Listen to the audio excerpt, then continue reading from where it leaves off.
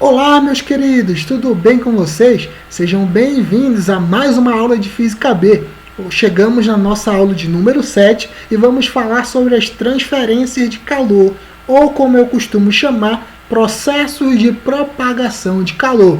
Falaremos dos três processos, que é a condução, convecção e a irradiação térmica. Então, fica ligado no vídeo e venha se preparar, porque eu quero ajudar você a passar na Federal. O primeiro processo que nós vamos ver é a chamada condução térmica. Esse processo ocorre de forma predominante nos sólidos. Ocorre também nos fluidos, mas nos fluidos essa condução é bem pequena, é mínima, que quase não se percebe. Bem, o processo de condução térmica é aquele processo em que a energia térmica é transmitida num processo de formiguinha, que é de partícula transmitindo para partícula, que transmite para partícula, que transmite para a partícula vizinha, e assim o corpo se aquece, assim o calor se propaga, tá bom? Então, aqui tem como exemplo essa barra de metal, que é colocada uma ponta num bico que tem uma chama. As primeiras moléculas que recebem, ou essas primeiras partículas que recebem calor, estão vibrando. E aí eles começam a receber calor desse fogo. E aí aumenta a vibração, começa a aumentar a vibração. E aí ela começa a colidir com a molécula vizinha. Colidindo com a molécula vizinha, transmitindo calor. Então aí o que vai acontecer é que o calor vai se transmitir de uma partícula a outra através desse processo que eu chamo de formiguinha, transmitindo de partícula para partícula até que o corpo se aqueça por completo. Você consegue observar isso quando você pega, sei lá, um pedaço de metal e coloca no fogo. De primeira, você não vai sentir a parte que você está segurando quente, mas com o passar do tempo, você vai perceber que aonde você está segurando começa a esquentar. Por quê? Porque dentro desse material está ocorrendo a condução térmica. O calor está se transmitindo de partícula para partícula através desse processo de formiguinha, passando de uma para outra. Beleza? Isso aqui você consegue observar naquela ideia idiota que todos nós já tivemos um dia, quando você pega uma faca e coloca a ponta na boca do fogão, você percebe que a ponta começa a irradiar porque ela aqueceu, mas se você pegar na parte da lâmina, depois de um tempo também começa a se aquecer. Tranquilo? Então está aqui o exemplo também, um desenho mostrando isso. Observa que as primeiras partículas são as que estão mais agitadas, mas essa transmissão começa a acontecer e aí vai se transmitindo ao longo da barra. Tranquilo? Agora, existem alguns materiais que provocam a condução térmica, que facilitam essa condução. O nome desses materiais são chamados de condutores térmicos. São aqueles que têm a facilidade de gerar a condução térmica. Outros materiais têm dificuldade disso, ou seja, eles acabam dificultando a condução. A esses materiais nós chamamos de isolantes, tá bom? Então, o que são condutores e isolantes térmicos? Os condutores são aqueles que facilitam a condução térmica, que facilitam a troca de calor, que facilitam a propagação do calor. Os isolantes são aqueles materiais que têm como característica impedir ou dificultam a troca de calor. Entre os condutores se destacam os metais. No geral, os metais são excelentes condutores térmicos, beleza? Ou, quando eu falo de isolantes eu posso utilizar aquela roupa de lã que você costuma utilizar quando está frio. Por que você utiliza a lã? Porque a lã é um isolante térmico. Ela impede as trocas de calor. Mas não só a lã, tem outros materiais que impedem essa troca, que são chamados de isolantes térmicos, como por exemplo a água, o gelo, o ar, o isopor, o vidro, a borracha, a madeira, a serragem, etc. Tem outros materiais que são excelentes isolantes térmicos também. Mas aqui cabe uma curiosidade. O gelo ele é um isolante térmico. E não sei se você já viu uma casinha como essa, que é os chamados iglus. Eles são feitos de gelo. Parece ser meio contraditório, né? O gelo, se você pega, é bem gelado.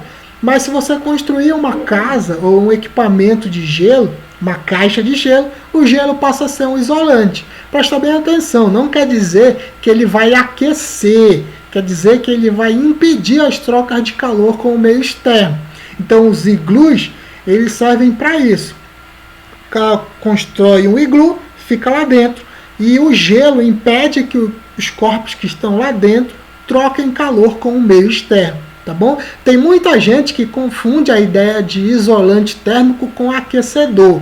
Tá? O isolante térmico ele não te aquece, ele serve apenas para impedir as trocas de calor com o meio. Tá? Não esquece isso. Isolante térmico ele serve para impedir a troca de calor com o meio, nunca para aquecer. Beleza? A outra forma de transmissão de calor é a chamada convecção térmica.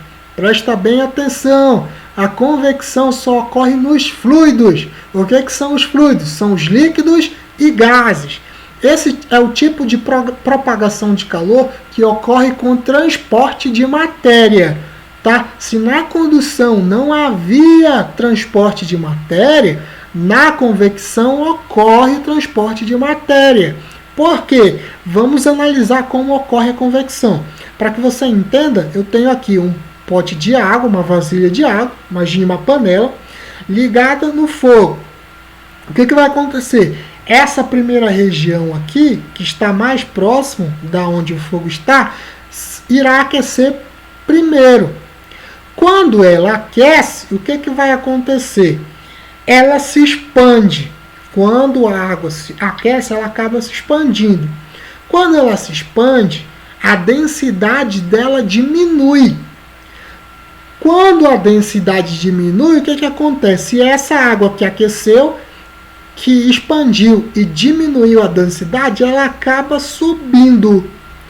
E uma certa quantidade de água que está mais fria desce para ocupar essa região.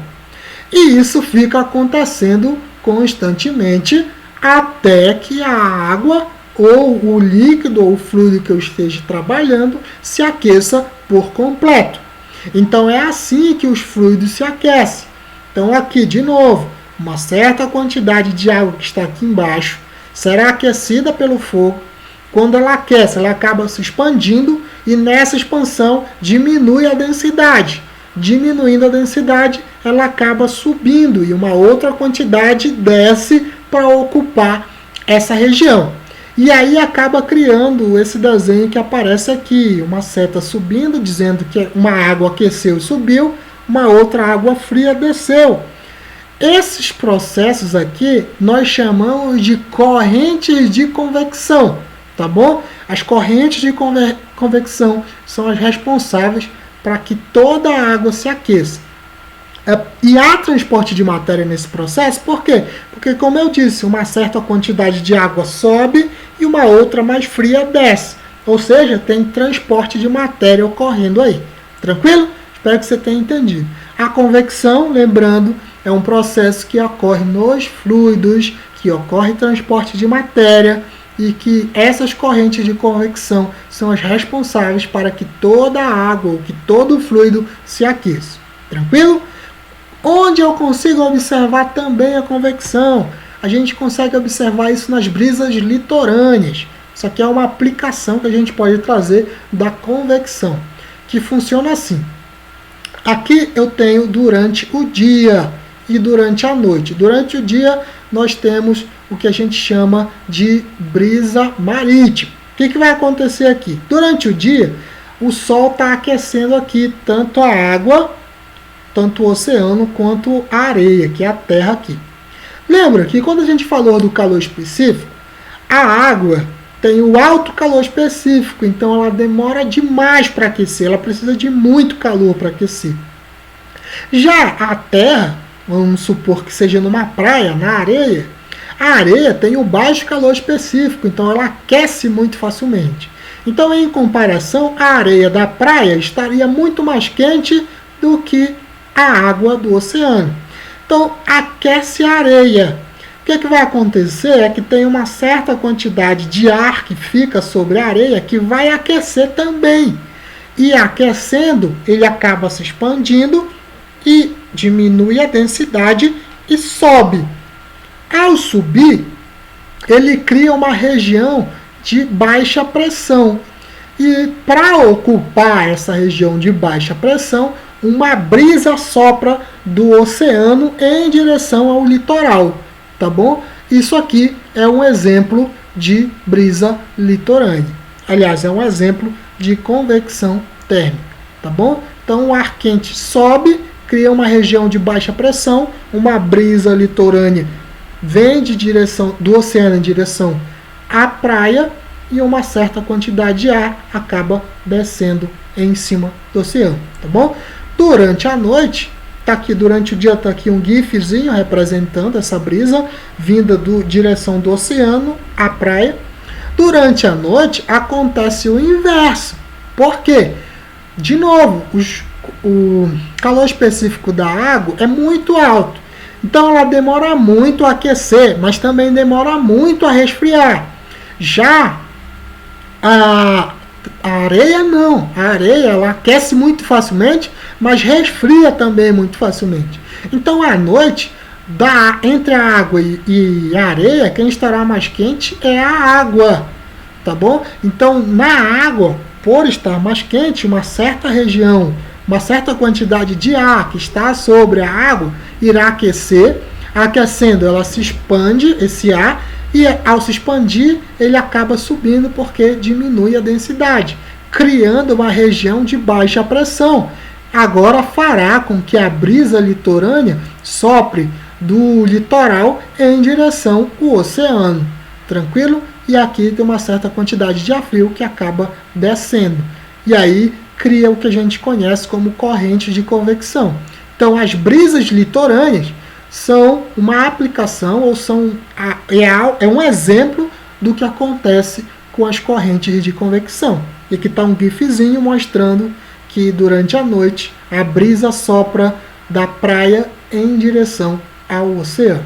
Tranquilo? Espero que você tenha entendido. Qualquer dúvida é só mandar para a gente.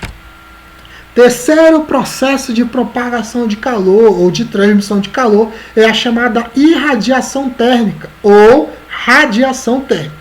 Bom, esse processo é um processo de propagação de calor que ocorre através de ondas eletromagnéticas, principalmente nas ondas de infravermelho, tá bom? Essas ondas são chamadas de ondas de calor.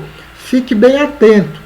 Esse aqui é o único processo que ocorre no vácuo, tá bom? Então tá aqui, ocorre no vácuo, mas fique atento, não é só no vácuo, ele ocorre em qualquer meio material, ele só ocorre também no vácuo. Ele ocorre no sólido, ele ocorre no ar, na água, mas ele ocorre também no vácuo, tranquilo? E é um dos principais meios de propagação, porque ele é o responsável, por exemplo, por haver vida na Terra. Aqui eu tenho o Sol irradia calor, tá bom? Em forma de ondas de ondas infravermelhas e ondas eletromagnéticas. E essas ondas chegam até o nosso planeta. E essas ondas de calor são responsáveis por manter a temperatura do planeta agradável ou a temperatura necessária para que haja vida na Terra. Lembra também, como eu falei, que embora esse processo ocorra no vácuo, ele não ocorre só no vácuo. Por exemplo, quando você está na festa junina, está próximo até, não sei se vai ocorrer por causa do coronavírus, mas na festa junina normalmente se faz fogueira, que é a fogueira de São João. Se você estiver próximo da fogueira, eu coloquei aqui um exemplo de uma fogueirinha, e você estiver próximo da fogueira, você vai sentir uma quentura. Essa quentura você está sentindo porque aquela fogueira está irradiando calor em direção a você. Tranquilo? Então a irradiação térmica é o processo que ocorre transmissão de calor através de ondas eletromagnéticas, principalmente os infravermelhos. Esse é um processo que ocorre no vácuo e é o principal meio pelo qual é possível haver vida na Terra. Tranquilo? Então, vamos lá. Outra coisa importante é eu trabalhar a ideia de absorção e reflexão, tá bom? Para ondas, para irradiação térmica, que é o que a gente acabou de ver. Existem corpos que têm uma capacidade de absorver mais essa irradiação e outros de refletir, tá bom? Normalmente a gente absorve uma certa parte e reflete outra. Mas o que eu quero que você entenda é o seguinte, que os corpos escuros têm uma capacidade maior de absorver essa irradiação do que corpos claros. É por isso que na época de verão é aconselhável que você utilize roupas claras, especialmente brancas, porque o branco reflete mais a irradiação. Agora, corpos escuros, como por exemplo uma roupa escura, uma roupa preta, vai absorver mais irradiação, tá bom? Então fica ligado. E é interessante porque eu trouxe aqui uma campanha dessa ONG, que é de 2009, quando vocês eram apenas pequenas crianças, pequenos pokémons que ainda não haviam evoluído, tá bom? Nessa época aqui, houve essa campanha para pintar o telhado de todo mundo de branco, porque isso ia reduzir a temperatura do planeta. A ideia era que eles diziam, ou pelo menos o estudo da campanha dizia, que a cor branca reflete em torno de 80 a 90% da luz solar incidente. Ou seja, ele refletiria até 90% da radiação solar, tá? da irradiação que o Sol emitia. E até faz sentido, porque, como eu disse, corpos com mais claros, ou o corpo branco, ou uma roupa branca, ela reflete mais do que um corpo escuro. Então aqui é só uma curiosidade para trabalhar essa ideia de absorção e reflexão da irradiação. Realmente, então se você quiser que a sua casa tenha uma temperatura mais amena, mais agradável, vai lá e pinte seu telhado de branco, porque o branco reflete muito mais a irradiação. Tranquilo?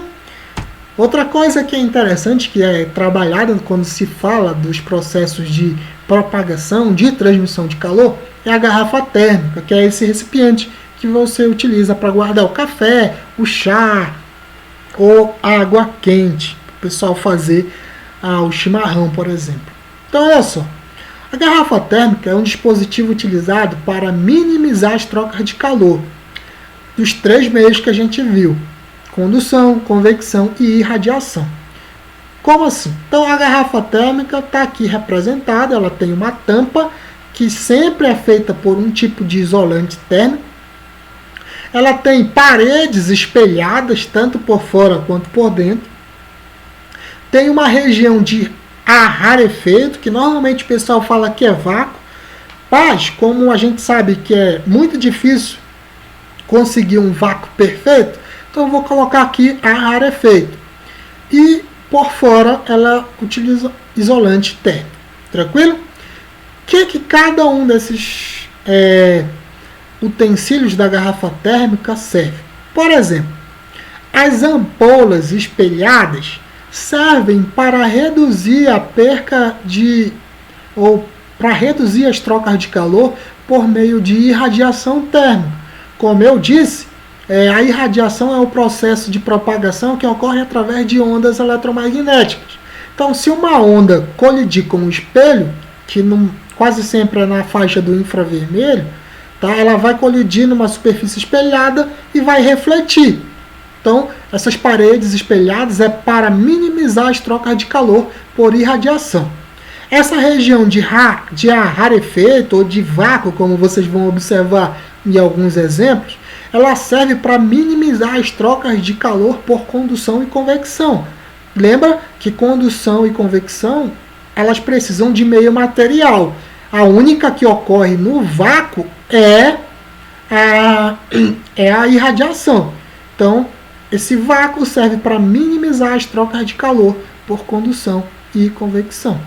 A tampa, que é um recipiente, ela vai servir, a tampa do recipiente, que é feita por um isolante, ela servirá para minimizar as trocas de calor por convecção, porque assim a quantidade de ar que estaria aqui, ela não vai acabar gerando aquela corrente de convecção naquele ar que está sobre o café ou sobre o chá que está aí, tranquilo?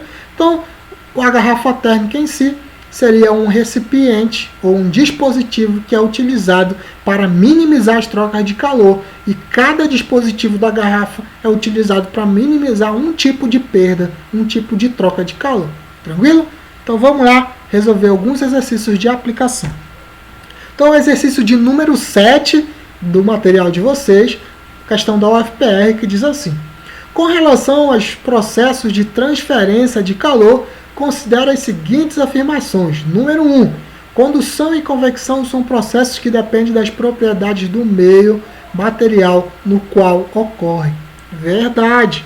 A condução e a convecção dependem do meio material em que eles ocorrem. Tranquilo?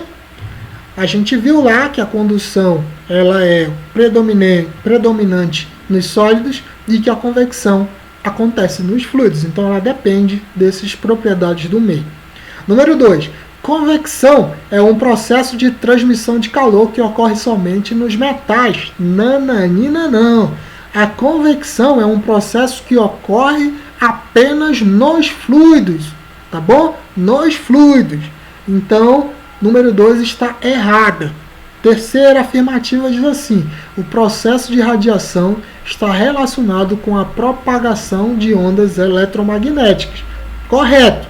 A irradiação ou radiação térmica, ela ocorre através de um processo de propagação de ondas eletromagnéticas, mais especificamente no infravermelho. Beleza? Então, as respostas corretas, aliás, afirmativas corretas 1 e 3, a alternativa correta, letra D. Tranquilo? Vamos para a próxima.